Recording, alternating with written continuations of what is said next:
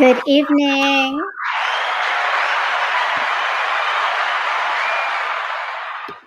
Welcome to Pain to Power. My name is Maria Kazmi, also known as Brown Girl Interrupting, and this is the show where we explore the journey of healing, resilience, and self-discovery. We are finding our strength in our struggles and gaining tools to heal in community. So today, as we're going into this conversation, I'm thinking about that emotions really are constant in our lives. They're shaping our decisions, our relationships, and really our well-being, and they're not always easy for us to navigate as adults, and let alone even when we're trying to help our children through them as well. So healing is not about avoiding the pain, but it's rather about how do we gain the tools so that we can acknowledge that our emotions exist, give them the space that they require, but also use those tools to move through them, to not sit too long in any one feeling. Our goal is to heal by knowing and understanding ourselves. And tonight, I'm diving into this journey with someone who has lived through her own grief and has found her tools and now is helping others. My guest today is Dr. Monica Krishnan, a woman whose story is one of love, loss, and finding resilience to find the light in the darkest moments. She's an Indian woman, a mother, and a doctor, and has experienced her own profound loss, but has found her way to light and now is helping others through her book, Finding Pockets of Sunshine. Please welcome the wonderful and amazing Dr. Monica. Thank you so much, Myra, for having me. I'm so excited for our conversation tonight. Thank you so much. It is really such a pleasure to have you here to share your story and to talk about this tremendous book that is making such an impact. So first off, I would love to just give our audience some background of the book that you have written, Finding Pockets of Sunshine. Tell us a little bit about what this is about. Yeah, so Finding Pockets of Sunshine, I created to be multicultural, multi-generational. It's a book that gives you a look inside of a journey of a little girl who suffers a loss and how she navigates the stormy path of grief. And it's, a book that touches the human spirit where it teaches us that we all have that strength and courage and resilience inside of us, be it a little child, be it that inner child that still needs healing. And so it's a book that's truly made for a family to read together. I love that. And that's so powerful in, again, as you said, right, navigating grief because it is so complex, but having generational connections to be able to do that and to help our kids to go through it, right, is really powerful. And this book is very personal to you. And I really do want to explore that a little bit more because this book has come from your own story of understanding and healing.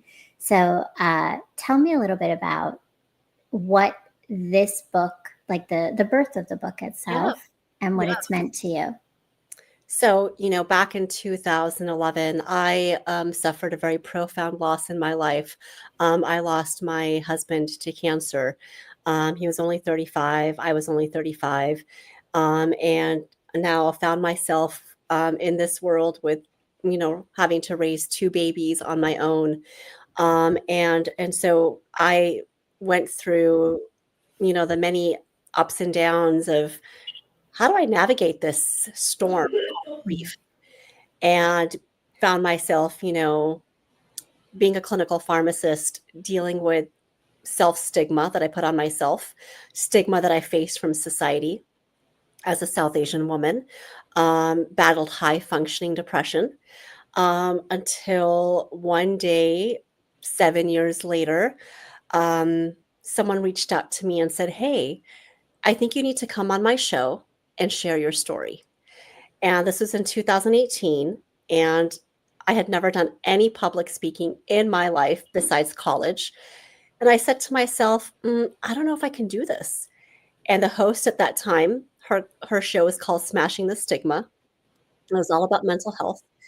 She's like, "Even if you come on my show and you do the entire show in tears, let me tell you that that is gonna help just one person out there."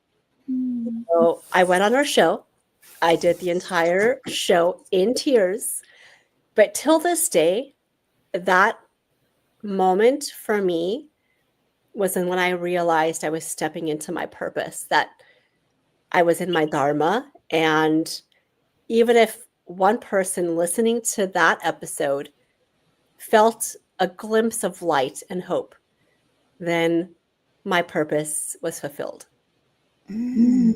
That's such a powerful moment, though. And you talk about you were in your Dharma. Can you tell us a little bit more about what that means for you and what Dharma is? What's the Yeah. significance of that? So dharma is comes from a Sanskrit. It's a Sanskrit word, which in Hinduism basically means to be of purpose, to step into, you know, what you're here on earth to do, right? And I believe that we all are here on earth for a limited amount of time for a specific reason. Mm. And dharma is much more than, your titles. My title as a clinical pharmacist or author or, mental health advocate. I feel like dharma is when you do something and it can impact how a person feels. That is your dharma. It's that energetic transformational feeling that you get inside your body when someone picks up your book and says, "Oh my God, Dr. Monica, I'm in the thick of my grief, but I have to share a pockets of sunshine that I just experienced." And that to me is how you can turn your pain into purpose. And for me, it's like, oh my God, that just touched my soul because someone out there is sitting on their couch or on their bed dealing with whatever grief. And we can talk more about grief because grief is much more than just losing a person. But for me, it's like, wow, that just has like brought me into this, like, okay, this is my dharma work that I'm supposed to do. So that Dharma work that you've discovered through being on this podcast, it sounds like really also healed you in Yes. some of these pieces, right? And is that part of Dharma? Is that it's almost reciprocal? Is that through your purpose, you're also helping yourself? Yeah, absolutely. There's something powerful when you are hurting and when you are in pain, but you do something for somebody else to help them. It's like something happens inside your soul. It's like this light just ignites. And that to me is this continuous journey of healing, that healing is lifelong, right? You Mhm, never mhm. completely heal from something. It evolves as you evolve as a person. Um, and so I feel that when you do help someone, it is reciprocated back to you in your journey as well. That's a beautiful thing. I mean, it is a beautiful way to connect humanity together, right? Through pain, which is oftentimes not when we see humanity. It's oftentimes the hardest time, right? And you talk about um, being a South Asian woman, Mhm. particularly, right? So tell me a little bit just about your background, and I'm wondering because what I hear is that in this understanding of your own dharma, you may have come across some challenge of undoing some learning of upbringing. Yeah. So I come from, a traditional Gujarati family, great upbringing, very loving family. Um, and so, for me, being South Asian, mental health is not something that you talk about, right? So it's like I found myself having to educate people around me, especially when I was dealing with my high functioning depression. What exactly is high functioning depression? You look all put together, Monica. Your hair's done, your makeup's done. How can you possibly be depressed, right? And Mm. so that's where the education comes in. Like, well, high functioning depression, from the outside, you don't look like you're depressed. people have this misconception that you have to look a certain way when you're depressed. And that's where, you have to like really educate society. But as a South Asian woman, I faced a lot of stigma from society, um, because people don't know how to approach you when you're grieving. They expect you to, get over it by a certain amount of time. Like there's this timetable that, oh, it's been 4 years or 5 years. She's got to, be okay by now. And so, and then also it's like, people are afraid or uncomfortable to talk about mental health. Mhm. So it was challenging in my earlier days, for sure. And I mean, no, I appreciate that, and I appreciate that honesty, because grieving is complex, right? And I think the way that you just laid it out is that you're experiencing things, but then the people around you are not fully equipped to be able to support you through it, right? So what what was it that you needed in those moments, do you feel, from the people around you that would have helped you? I feel like I needed more empathy instead of pity.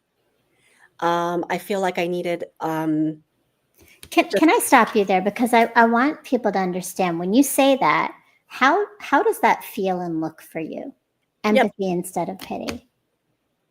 empathy is like, I don't know what you're going through, Monica, but I'm here for you. And let me know what I can do to help you. Let me, by whatever means. Pity makes you feel like you're not good enough. You're not worthy enough. Um, you know, and you just don't fit in. And so people who are dealing with a loss need empathy. It Mhm. is that I don't know what you're going through, but I'm here for you. Let me know what I can do to help you. And I found myself going through even a handful of friends who couldn't differentiate between, do I give her empathy? Do I give her pity? And I couldn't even really understand until, working through all these things with my therapist. And I was like, oh my God, that's not empathy, that's pity. And it started like a downward spiral effect on myself, where I was starting to feel like, oh my God, am I not worthy enough? Am I not good enough? Where do I belong? So, yeah. Wow.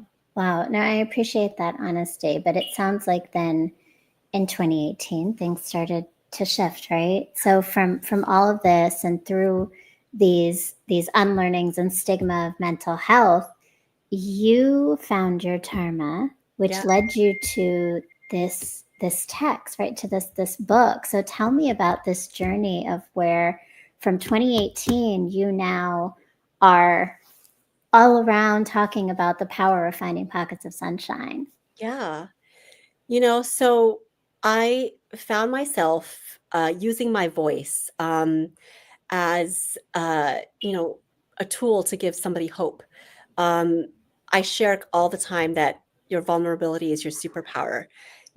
Someone who thought her vulnerability was, something to be ashamed of, my tears, I shouldn't cry anymore. It's been so many years. But now I advocate, like, hey, we got to embrace all of those feelings, right? Like all these emotions. So in 2018, I did my very first podcast interview. And since then, it's been this beautiful journey of, being a guest on so many different platforms. I also became a medical writer for a mental health platform called Psychon Pro in 2020. I helped create with the Pharmacy Podcast Network in 2021, Pharmacists Focused on Mental Health, where I now bring in my clinical knowledge as a pharmacist and help smash the stigma from a pharmacist perspective. Um, and then I have to share with you, in 2018, I had told the host of smashing the stigma that I was starting to find pockets of sunshine after starting my antidepressant that I was on for a few years. And my spiritual teacher, Priya, shares that is when the book came into the universe. Mm. I would have never thought I had said those words on air that, oh, I'm starting to feel pockets of sunshine. And in 2023 or 2022, when I started like sitting down with my team, and 2023 is when I was like, oh my God, I think I want to call the book Finding Pockets of Sunshine. I love that. I love that. So, what were some of what was that feeling of starting to see your pockets of sunshine from where you were? Yeah, I was like, I always say that, healing isn't linear. You're going to have moments where you're going to have tough days, dark days. Um, you're going to have days where you don't feel like sunshine is around, and that's okay too, right? That's just part of the human experience. I think for me, my pivoting moment was when I met another young woman who went through the same thing as me. And she had said two words to me that were very powerful. And she said to me too. And right away, it connected two strangers together. Even though her loss and her journey were different, it's like we could understand each other in this, silent way. And that was one of my inspirations to write a chapter in my book called Me Too, where Anisha, the main character, um, meets another girl named Lyric in her grief counseling class or session, and the whole chapter is called Me Too, where two girls come together in silence and they say the word Me Too, and they just connect, and it's like, I get you, I understand you. That gave me chills. But that's so beautiful, right? And the power of the simplicity of that, but then the universality of that too, right? Yeah, And I see a lot of people in the chat that are responding to you and seeing here. No Holdbacks TV. Welcome, Tasha says, as an intern in my final semester in clinical mental health counseling, I'm so happy to hear different insights. Thank you, and thank you so much. Yes, definitely. And I know that we had hello, it's welcome. But at that power of connection in this pain seems like it's a big piece of this, right? And Film de Montaigne says, great convo, Dr. Monica. And yes, thank you so much. And thank you to all those pulling up and joining us. Please make sure that you go and click on the link below. The book link is there for you, as well as like, comment, and share this episode. Please throw your questions in. We'd love to hear from you as well. Those two women is like, I see you. Yes, yes, right? I see you. And that is so powerful in seeing someone, right? So your book took you on a journey, right? Tell me just about this journey, because and this is important because it's about a young girl, but at the same time as you yourself are navigating all of this, you are a mother. yes. And you were navigating being an adult for your children at the same time. How was that? And I guess how did the book play into your Yeah. process with that? So I think for me, I had an incredible support system. My family, my parents, my brother, my sister-in-law, my incredible friends. And I wanted to shine light in the book where you find pockets of sunshine and strength in leaning into getting help from others. Asking for help is a sign of bravery. And so it was important for me to highlight all the different things that this little girl leaned into. You know, the mother in the book, her name is Maya. And the first thing she did is to sign her and her daughter up for grief counseling, and putting yourself in a support group, finding a trusted therapist, I'm a huge advocate for therapy. It should be completely normalized. So I wanted to be able to do that in the book. That okay, let's find a safe space to talk about our emotions, because let me tell you, these emotions are heavy. They're dark. They're you know Mm. need a trusted professional um, to help channel these emotions and get through the 5 different stages of grief, right? And of course, we have friends and family who we can confide in, but at this point, you need professional help. And so, which is something that I did, right? I sought help Mhm. from grief support. I found a trusted therapist for me and my children who did, group therapy.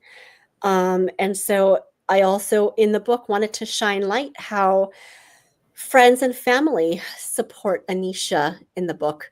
Um, Teachers, educators play a huge role in a child's mental health because think about it, children spend a lot more time in school than they do at home, right? During the school year. So, Absolutely. how a teacher is so important and a trusted individual for a child to confide in.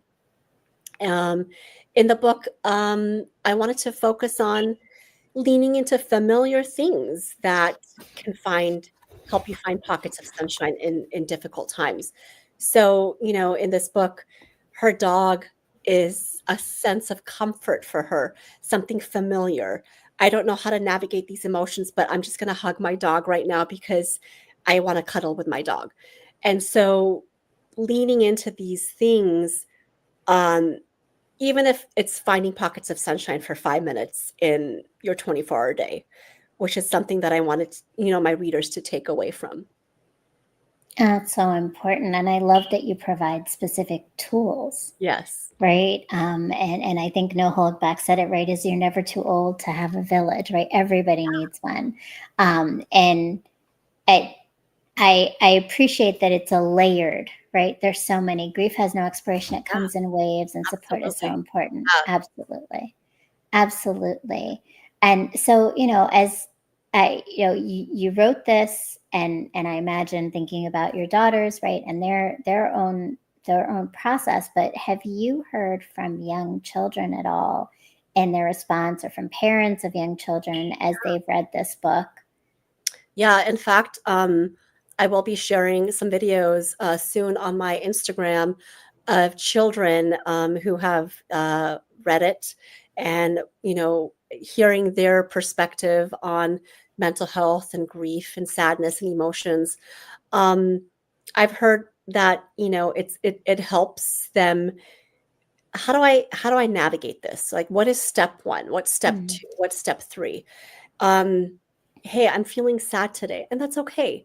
So, understanding that, a child is reading this saying, I don't need to feel happy all the time. It's okay to sit in this sadness, and then work through it with the help of, a family therapist, etc. Um, so, for me, I wanted to touch on grief, and you had also mentioned this, Myra. Grief is much more than just the loss of a person, Mm. right? I mean, grief is Absolutely. something every single human will experience at some point in life. And that, of course, is the loss of a person. But we are seeing loss of a dream, loss of a marriage, like a divorce, loss of finances. I mean, I'm from Los Angeles, and I'm sure you've heard of all these Yeah. fires that were happening in January. So many people lost their homes. Yeah. So there's grief is a universal um, topic that people are afraid to tackle, talk about. Um, and so then you see people are suffering in silence because it's like, who do I talk to? Mm. Mm. That's such a powerful thing, that statement, that people are afraid to talk about grief, right? They are. Um, when you think about that, are what are the barriers to people not wanting to talk about it, and what are the steps to start? Yeah. I think, as a clinical pharmacist and a mental health advocate, when I talk about mental health, first it's like we gotta normalize mental health because I see it frontline in the pharmacy counter. It's okay to talk about someone taking a medication for, let's say, asthma or blood pressure. But the minute you say, hey, I'm on an antidepressant or an anti anxiety medication for mental health, people get uncomfortable, including the patient.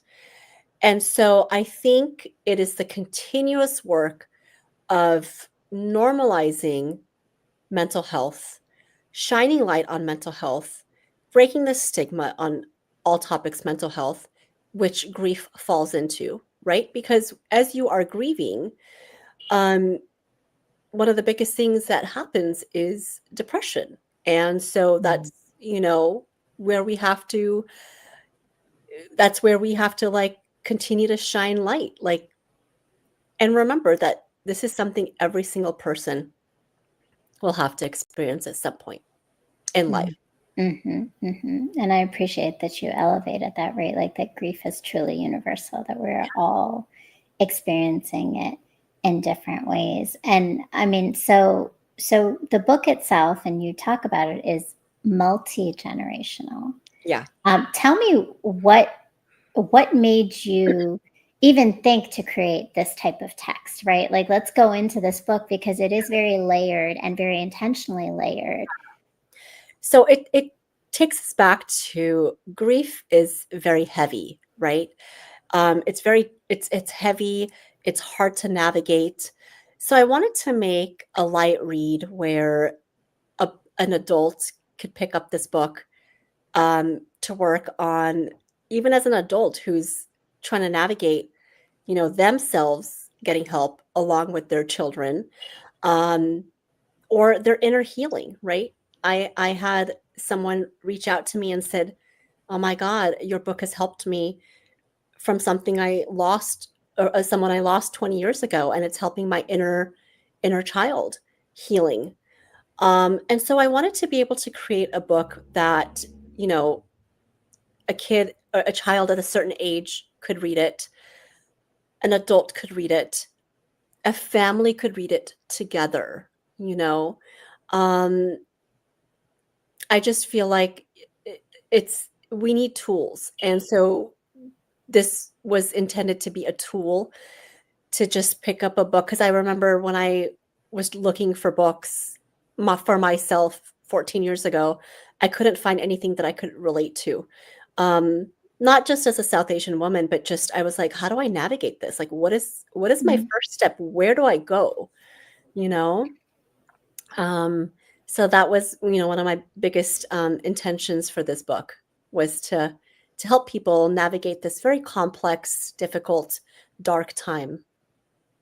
Well, and as you said it, right, to have the tools and the layers of that representation, not having a book and to create something for others to now have is so important. And I know that, I've shared this with some of my friends, and knowing that you were going to be on here, just of many people that I know who are themselves navigating grief in different ways. And I think it is important because for me it is important because we often don't see ourselves in stories. This to me is a really important example of representation in a universal story. Absolutely. I have to share that, you know, there's a scene in the book of the main character in like a therapy session, and she's in a circle with other kids who have also lost a parent. And I would have never thought that 13 years ago, when I was sitting with my children in a grief support group, that fast forward to today, that would be a scene in my book. Mm, Like, I that's would have never beautiful. thought that. Yeah. So it's pretty like a pinch me moment, like, "Oh my God, who," and I say that to my friends who have known me from, you know, the earlier days, and you have been with me from my day 1 of my journey, and I talk about them, like, guys, would you have ever thought that I would have this scene in the book today from what you guys, saw me going through personally, you know, at that Hmm. center. So yeah, it's a very, very surreal feeling.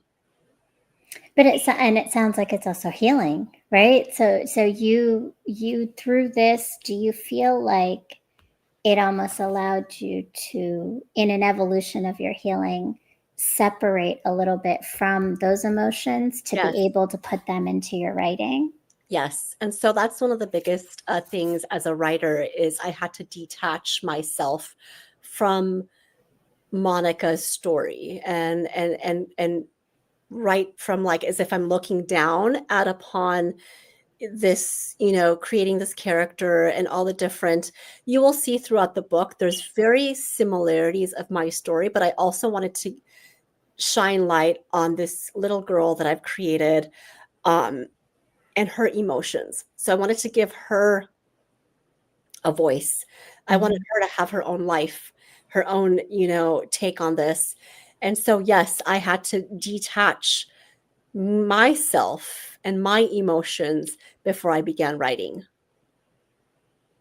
I mean, that's important to do, and I appreciate you, kind of explaining that, right? But I am wondering because it is about the main character being a young Indian girl, and Faith is obviously this being that this came from you in this moment of dharma and recognizing your purpose.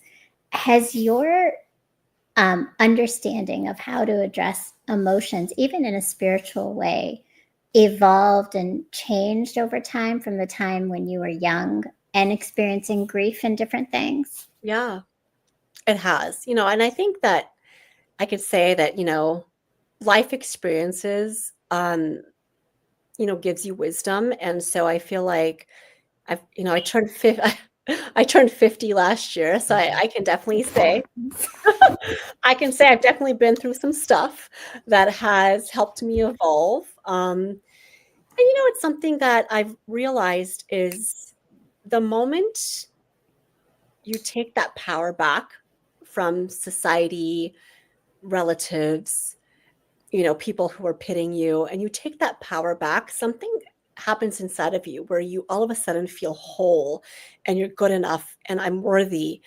And so I think that was like, the biggest thing for me that, hey, if I'm going to have an off day, I'm going to tell you that I'm not feeling good today. I'm feeling sad. My emotions are all over the place or, you know, but that's part of being human. You're not going to be Yeah. happy 24 hours, 7 days out of the week, right? You're going to have moments where, life happens and Mhm. you feel, sadness, anger, whatever the emotions are, and it's okay. You have to sit with those feelings. I always say this, and I say it to my children as well.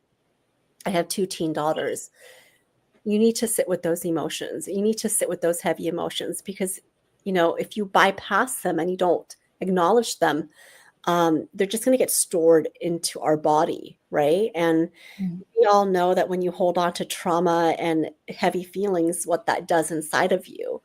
I personally held on to so much trauma and heavy feelings inside of me, and it's just something that you need to just channel those emotions, and that's why I always say find a trusted therapist or a safe space to share those emotions. And I think as women, if we're lucky, and I've been very blessed to have incredible support system and friendships to channel certain things, and that's the power of being able to be vulnerable and Mhm. using it as your superpower.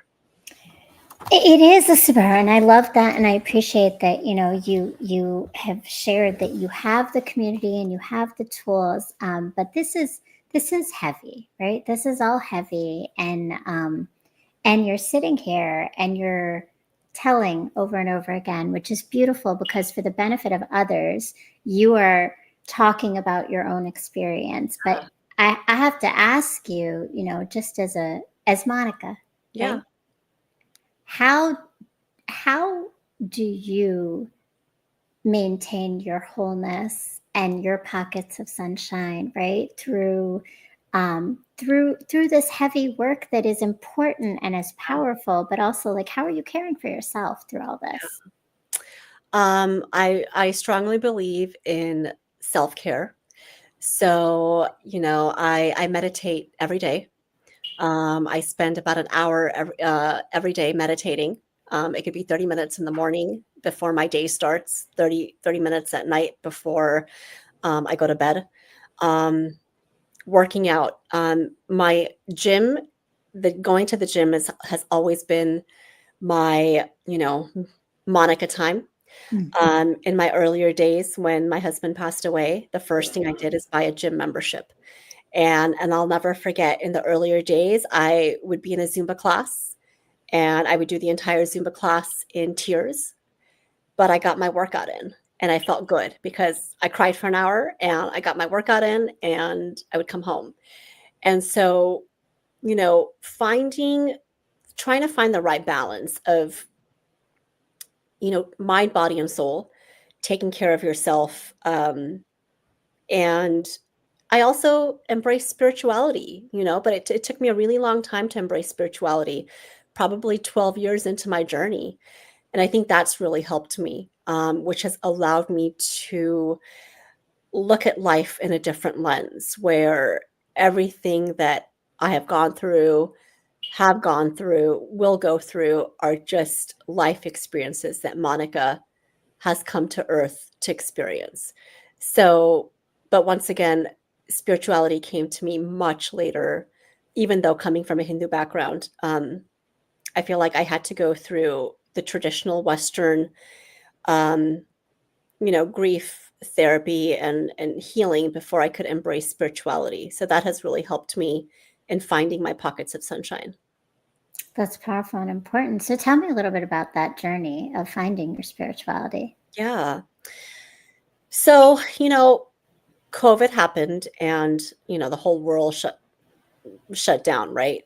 Mhm. And everyone was going through such a, I feel like, global mental health crisis at that time. And I was working frontline as a healthcare provider. So, and at that time, one of my really good friends, she was offering as a, a way of service, mindfulness classes. And so she would do free Zoom mindfulness classes once a week for a whole year. And that's where I really understood what mindfulness was. And for those of you guys who don't know what mindfulness is basically to live in the present moment, to focus on the right now, right here, right now, what's happening. So that's where I really found me tapping more into my meditation practice. Um, and then in 2021, I was introduced to my spiritual teacher, Priya, through some, mutual soul sisters of mine. And I have to tell you, like, I was not ready for spirituality because the same spiritual teacher was recommended to me a few years back. And I was just like, what is this spirituality stuff? What is this mumbo jumbo? I can't. Even my mom, right? Coming from a traditional Gujarati family, Hindu background, was trying to introduce me to spirituality like 3 months after my husband died, and I'm like, "What the heck is this shit?" Like, I'm sorry, like, No, no, what it's fine. But wait, so then as a child, what was your relationship with spirituality? well, I wasn't very religious, but I would, embrace all the ceremonies, the pujas, all that stuff. Mhm. But when my husband died, I was angry at God. I was angry at God for a very long time, and I was like, "I don't believe in God. Like, why would this happen to me, to my family? We're good people, right? Like, we've never done anything wrong." And I think I had to learn to understand, you know, where God comes in, if it's God or universe or higher being, whatever you believe in. And I had to kind of like relearn or rediscover that about me because for a few years I was just like, I don't believe in God anymore. Mhm. So that's where 2021 I think I was seeking something more. Like, there's more to my life than just, you know, of course, I love being a mom and I love being a pharmacist and love my patients and I love my family and friends, but I was seeking something more, like something deeper, like answers to life's questions, right? Like, why is life like this? Or, why does someone go through this? Or, Mhm. and so that's when I started to really work deeper into my own inner healing with my spiritual teacher in 2021. And I realized I still had so much healing to do. It was like this onion layer. You think you're healed, and then you like peel this onion layer, and you're like, oh my God, there's all this Mm. trauma that's stuck there. So it's like this trauma healing, trauma healing, trauma healing. And then I went on my very first Vipassana meditation, which is a silent retreat with my spiritual teacher. It's 4 days of sitting in silence and really like getting in tune with yourself. Probably one of the hardest things you have to do is sit with your own thoughts and by yourself. Mm. But I learned so much about myself at that moment. And that's when um, I downloaded my book. Like the story literally just after my meditation retreat, the story literally just came to me. Wow. It's a beautiful thing. And I think what you outline is that there are moments when there's a catalyst of something that pushes you to Yeah. need more answers, right? And that you had to move past that anger Yeah. phase, right? Was there anything in particular that really like this universal truth that came to you that was the eye-opening moment? Yeah. I think the universal truth is regardless of the losses we face in life, we're still us, right? Like I'm still Monica at the end of the day. I may not have that, you know, wife title anymore, but I'm still Monica and I'm still good enough and I'm still worthy enough, right? But society makes you feel otherwise. And that is something that I really discovered that truth about me. Like, who is Monica at her core essence? Take off all these labels that she's got: wife, mom, doctor, daughter, sister. Who is she at her core essence? What is her soul like? And that's when I, was at my Vipassana and I got to meet her again, you know, and it's one of those things. It's like, wow, she's always been with me. And she's childlike, she's silly, like she's funny, she's bubbly. But life is such where we evolve, we change, things happen, we go through hardships, right? Like life is hard. Life is not all rosy as people show on social media. Or um and I'll tell you, like, being a clinical pharmacist, I used to work in Beverly Hills, and I had a handful of A-list celebrities who make you look like who would show on television that, wow, like they have the perfect life and everything is going well. But I'll tell you behind the scenes that so many people are struggling in silence, and including, Mhm. so Mhm. it was just kind of like that truth is that I discovered was finding Monica again. That is so beautiful and so powerful as a woman, but as a person, right? That humanness of ourselves that we lose along the way. And you've talked about, right, the different things, even before this loss of your husband, right? All those other things that add up to take away our understanding and knowing of ourselves, Yeah. which is, it's so beautiful that you were able to say that. I saw that Tasha had a question.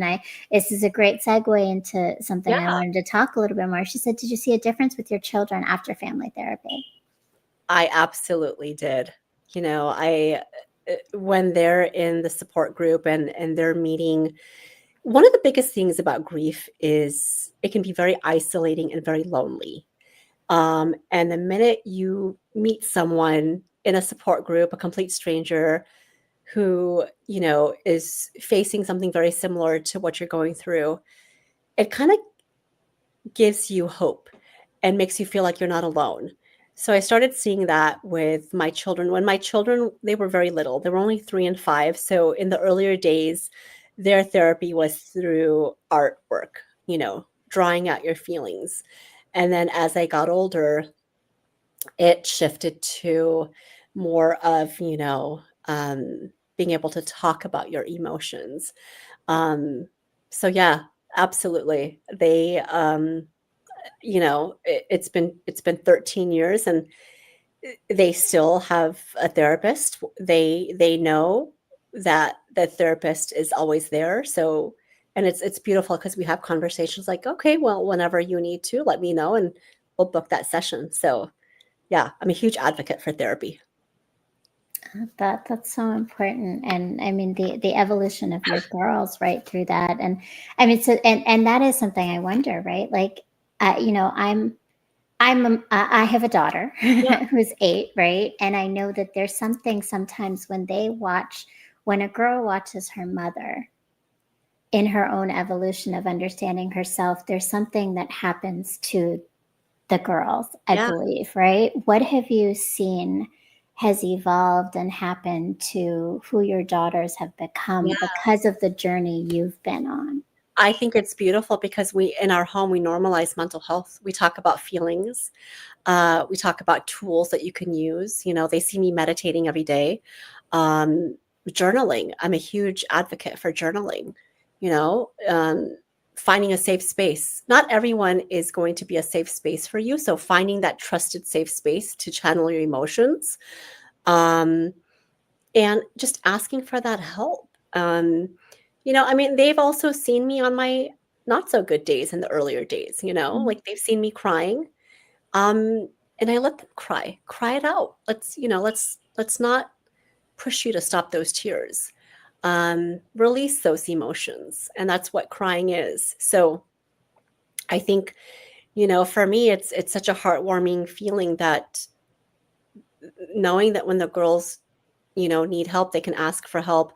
Um, and that's what we really need to do is enter into these homes, have these conversations at a younger age, elementary school level, and being able to like talk about it because by the time you're a teenager, you're going through some heavy stuff as a teenager, going into young adulthood.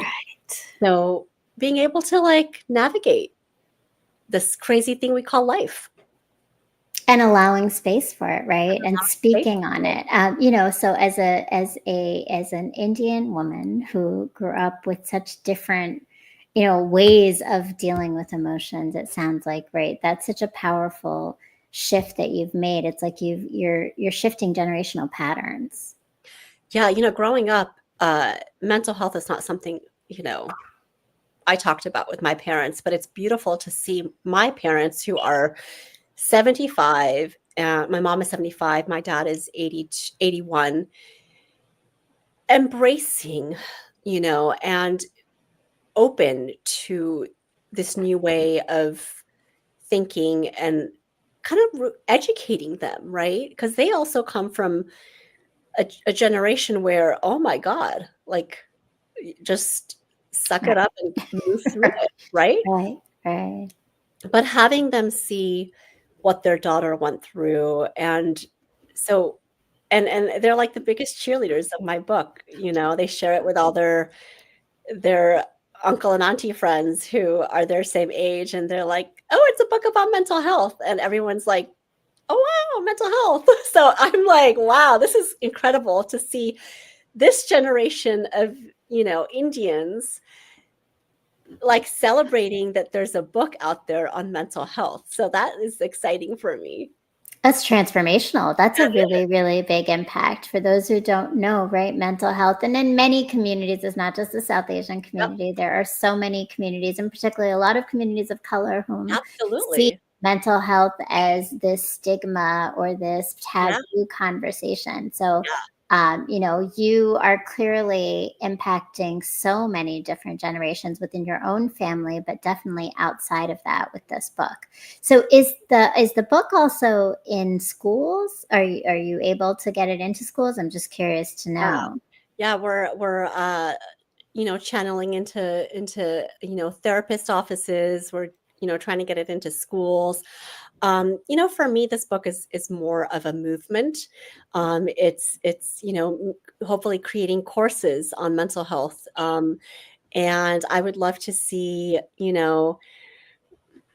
being on a television screen and getting the message out there, um, in an animation way. So yeah.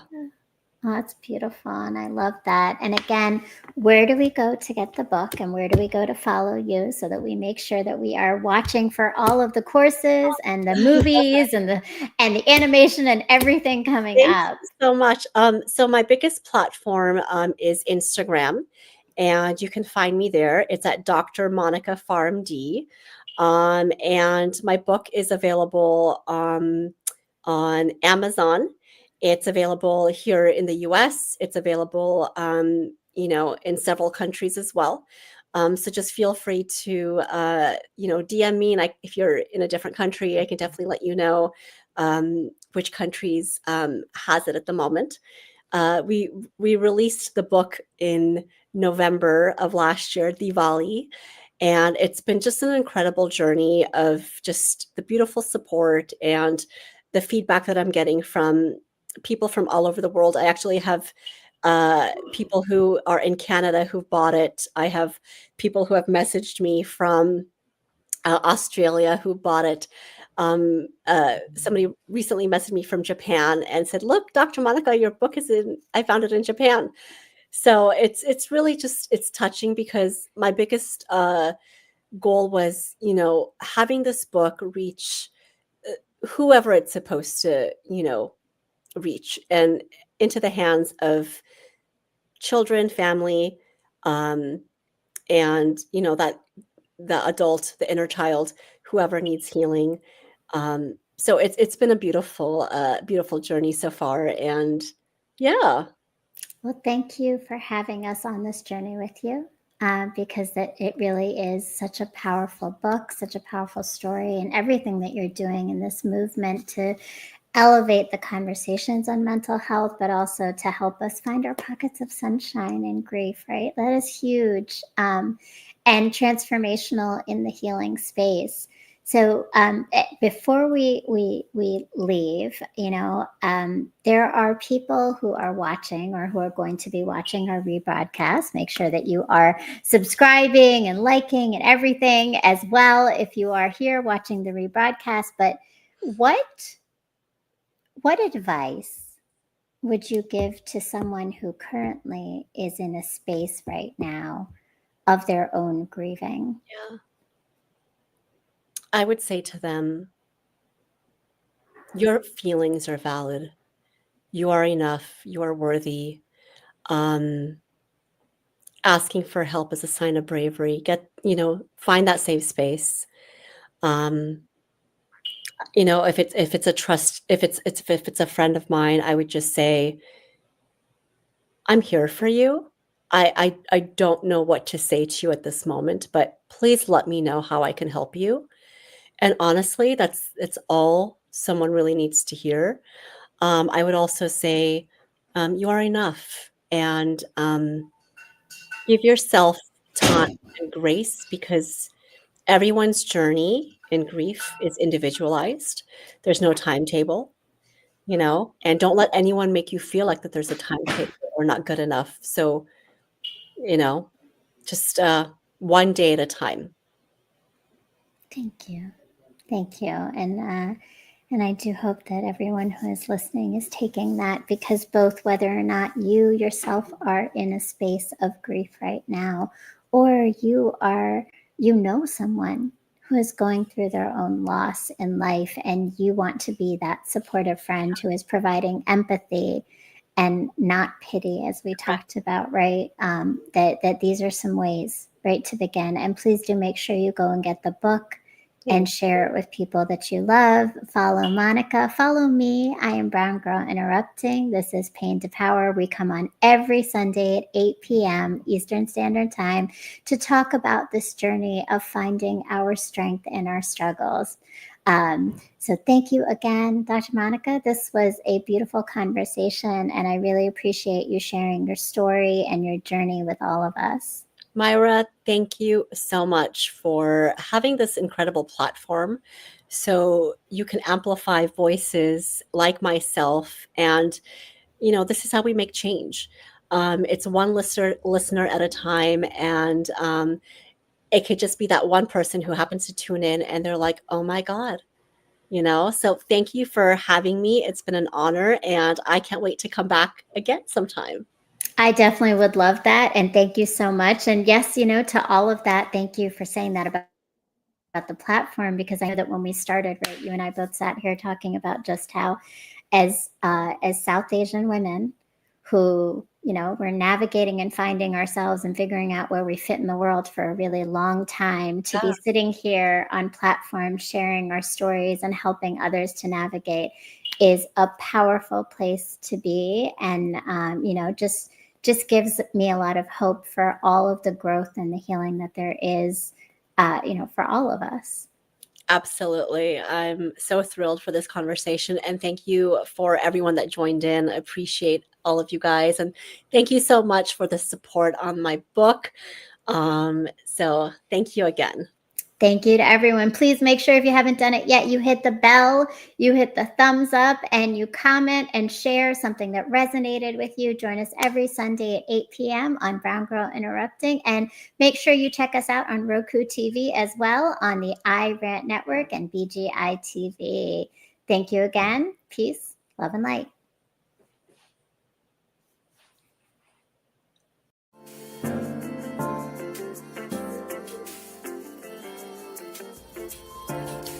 My world has slowly crumbled around me countless times, and every time I rebuild with the pieces I've been given to birth something so transformational and beautiful that no one else knew might exist before it was shown to them. These moments tend to coincide within my romantic path. The universe has been telling me to focus on the revolution and not romance. It has over time given me the tools, resilience, and light to turn my pain into power. And only now do I see that the key to this always resided in the love and knowing I had in myself, not from the external sources of family or men. The message I have been avoiding might be that my time in this world I had existed in was not to receive love, but to put it out there for others to see, feel, and heal through. Revolution before romance moves pain into power.